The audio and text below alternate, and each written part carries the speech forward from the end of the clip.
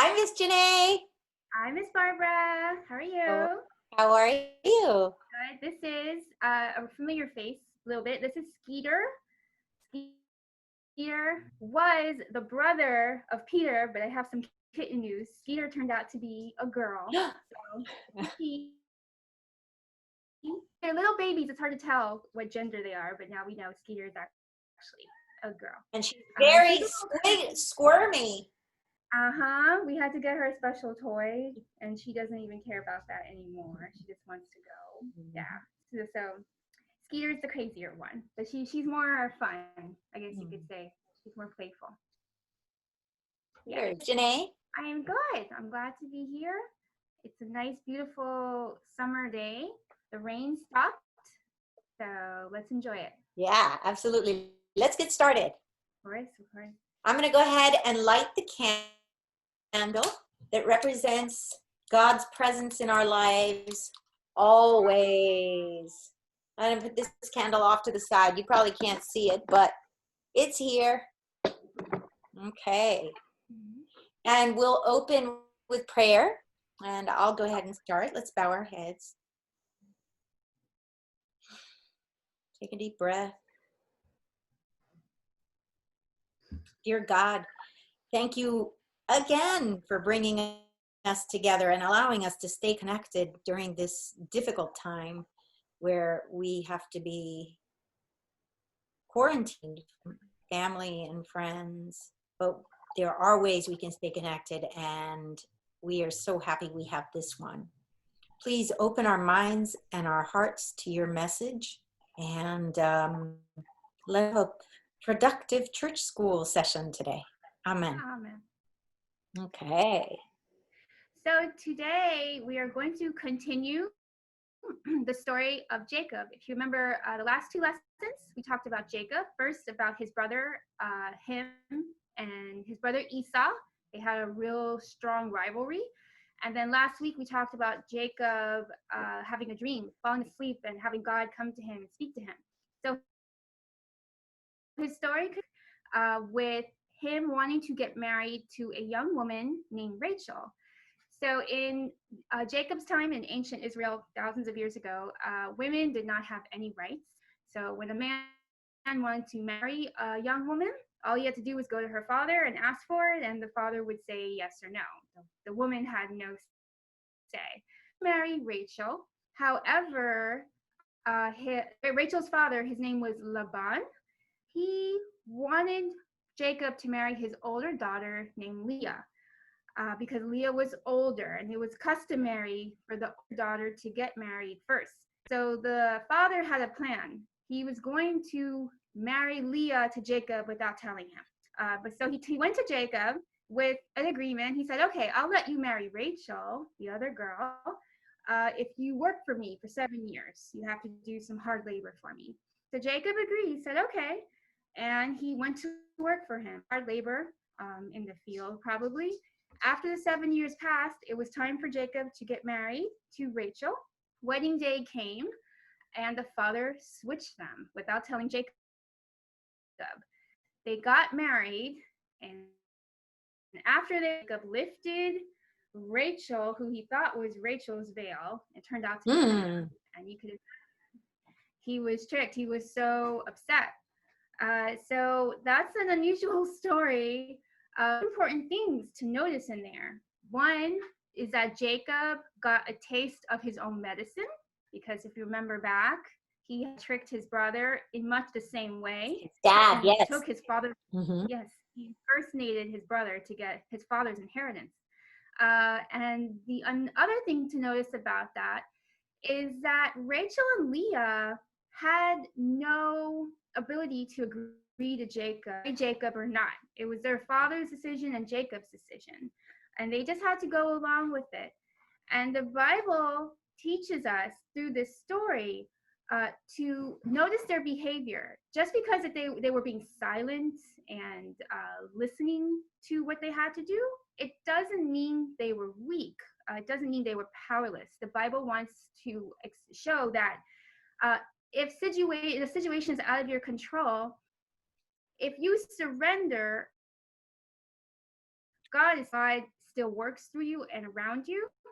And just because women at that time couldn't say anything doesn't mean that one day they wouldn't have a voice, that they wouldn't have power. It's all about time and just waiting for time to come. So that's the larger lesson from this story of Jacob. So in our own time, there are so many examples of things happening right now that are so big and they're bad, really. We don't want them to be happening, and they seem out of our control. There's the coronavirus, where we all have to stay home all the time and miss school and church. There's climate change, this environmental disaster happening and on a global scale. And then there are things like the Black Lives Matter, where there's so much injustice happening to people of color. And the system that is causing it seems so powerful. It almost seems hopeless. Like, how can we change something this big and this strong? But the Bible tells us through the story of Rachel and Leah that God is with you. If you persevere, if you stay strong and resilient, God will redeem you, because God is not about domination, like humans show dominance and power. God is about liberation and freedom and justice. So I'll ask you, Miss Barbara, can you think of any examples in history where a group of people were facing huge odds and they managed to overcome it after time? Something seems so impossible and they managed to overcome Well, yeah, you and I had talked earlier about this lesson, and we had said the civil rights struggle, back in the 60s when Black Americans could not go to the same bathroom or drink from the same water fountain or eat at the same restaurant counter or ride in the front of the bus. And the whole movement started and played itself out, and laws were changed and things changed for the better through peaceful resistance. Right. It doesn't mean that they didn't exercise their rights or speak up, but they did it with peace, and sometimes in silence. But they did it in silence and in peace, but they did it, and things changed for the better. It was all about believing that justice would come. One day things would get better, it wouldn't stay bad forever. And if I can think of a history example, I think of this year is 2020. 100 years ago in 1920, women in the United States first earned the right to vote. They were not allowed to vote until the year 1920. So that seems incredible whenever I think about it. And if you read the history of it, 80 years from the 1840s and 50s to 1920 for women to gain that right. They fought that for 80 years as a movement. So it just shows you how long things can take. It can take at least one human lifetime. It can take many human lifetimes before liberation is won. But the lesson, again, is about, like you said, resilience. Just keep going, keep pushing, and don't give up. And know that God, no matter how hard things get, God is always with you. Yes. With you on the journey. Agreed. So today we had a very cool craft to remind us that God is always with us and on the journey. And I haven't finished mine yet. As you can see, I've got my ribbon here, and I'm going to be cutting it and writing on it. But you did finish yours, Miss Janay.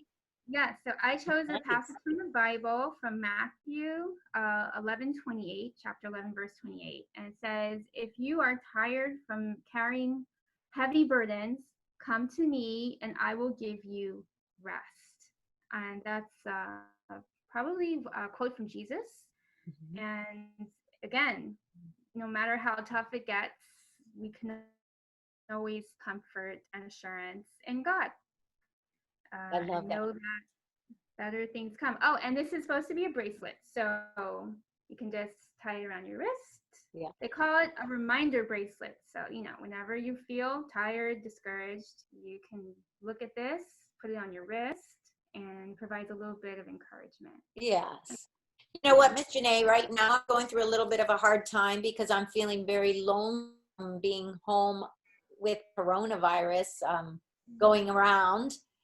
I'm, you know, in lockdown and I haven't been able to see my mom and my brothers and sisters and my friends. I haven't been able to see you except here. And so I kind of feel like I need to be wearing this bracelet with one of God's verses that reminds me that I'm not alone, so that I could just look at it and get through Mhm. this time. Yes, yes. The perfect thing too. It's better than a necklace or earrings. A bracelet is in your sight all the time.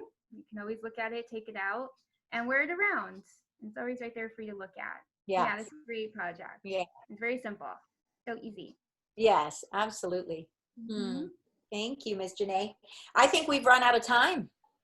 I, I think so. It went pretty Yes. fast. I would love to get Skeeter back here, but she is in the corner with Sweetie playing. I wish I had more control over these animals.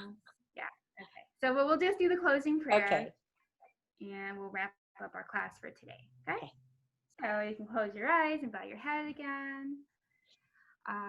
Dear God, we are very, very grateful that we not only get to absorb these lessons, but they encourage us to go through our history and reflect on what has taken place before us, the people who have come before us, their struggles, their dark days, their difficulties, and to learn from them hope, resilience, perseverance, the power of the human spirit, and how justice always wins. It's so inspiring. Even though we are going through difficult times ourselves, we have these lessons to look to for inspiration and joy, really. So thank you for passing this on to us. We are so blessed to say amen. Amen. All Okay. right. Thank you, Janay. It's good to see you today. Oh, you too. And if you're lonely, you can always call me. Okay. You can call Mr. David, maybe. Okay. All the church community is here for you. We're all together in one family. And yes, we're all here for each other. Thank you. Thank Going you. on. Have a great week. You See you too. guys.